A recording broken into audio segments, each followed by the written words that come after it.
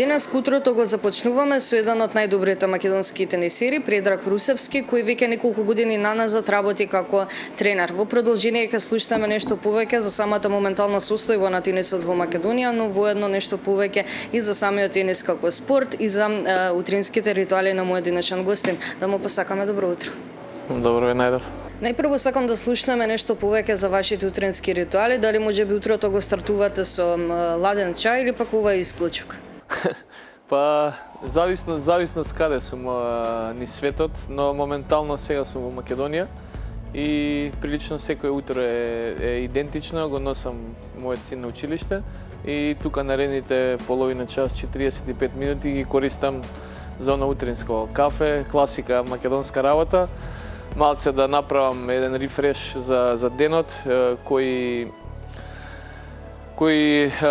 да направам и план за работа, односно кои обврски ми следат во текот на денот и така тие 30 на 40 минути ги користам лично за себе да видам сами да направам еден план за во тековниот ден.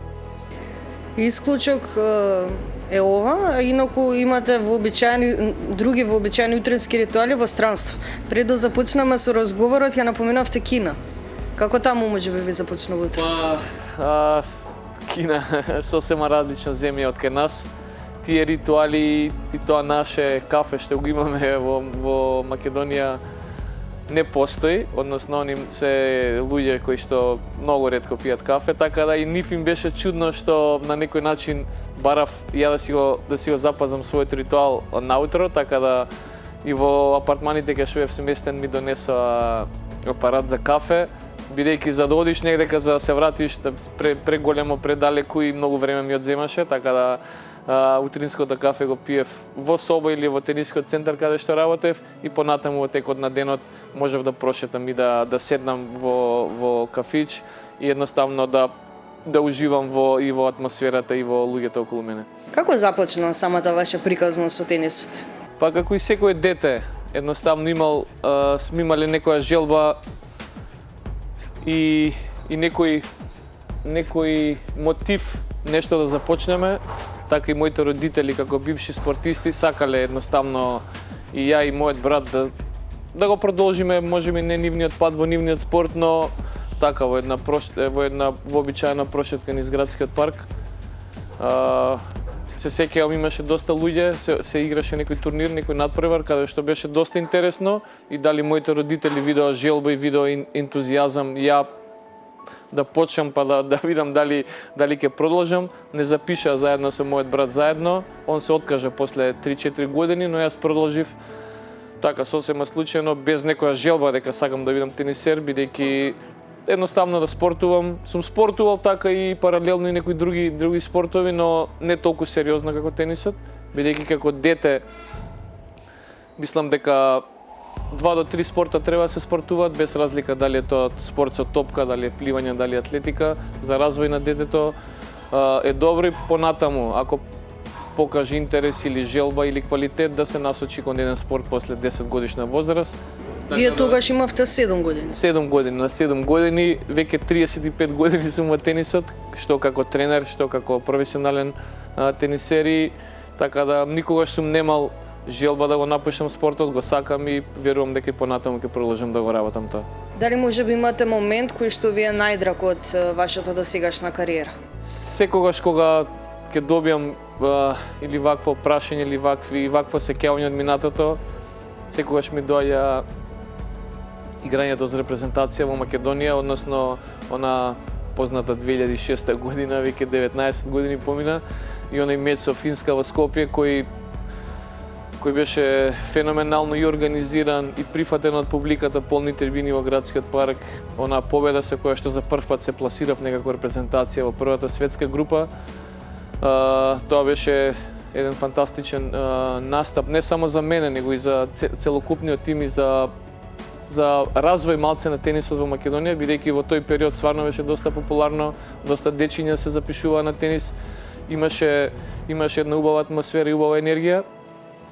Од приватен план, од сингл кариерата, секако мојот најдобар ранкинг што се уште го држам како професионален тенисер и признанието од Светската тениска федерација после 27 едно по друго победи и 5 освоени фьючерс турнири, да го добијам признанието играч на месецот за месец мај 2008 година во целиот свет, односно таа Светска тениска федерација. Што тоа ми е особено драго и верувам дека цел живот ќе ги паметам овие два големи успеси и за репрезентацијата и лично за мене како сатисфакција.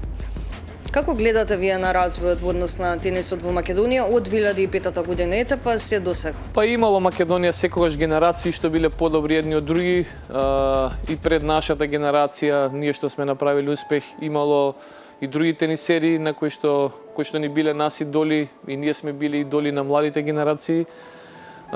Моментално секогаш сум го кажувал тоа, сме имале добри јуниори кои не представувале низ Европа и на Гранд Слем турнири јуниорски, така да моментално и со бројот на деца во самите турнири, односно тие портокалов тенис, црвен тенис и зелен тенис, недостасува една масовност.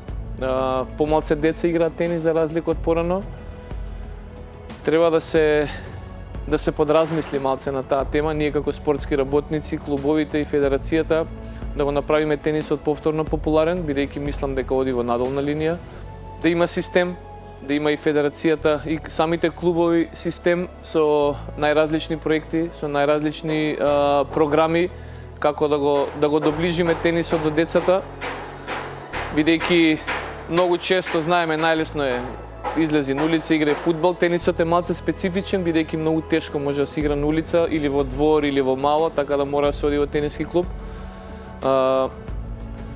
Тренерите таму да бидат доста попосветени, односно стручни, да ја дадат таа љубовта кон детето, бидејќи тоа е најважно, мислам, за самото дете, да го засака спортот и преку тренерот и преку најразлични организирани и проекти и надпревари и да се направи, да се дојде и до школскиот тенис, бидејќи порано и школскиот тенис исто така влијаеше со најразлични организации и мислам дека и во зимските услови тука малце кубуриме со играње во сала, бидејќи многу е тешко во школските сали да се игра тенис. Клубовите 4-5 терени има во текот на зимата и термините се лимитирани, така да сега времето ќе биде убаво и се надевам повикувам и родителите и сите оние кои што го сакаат спортот едноставно да се упишат.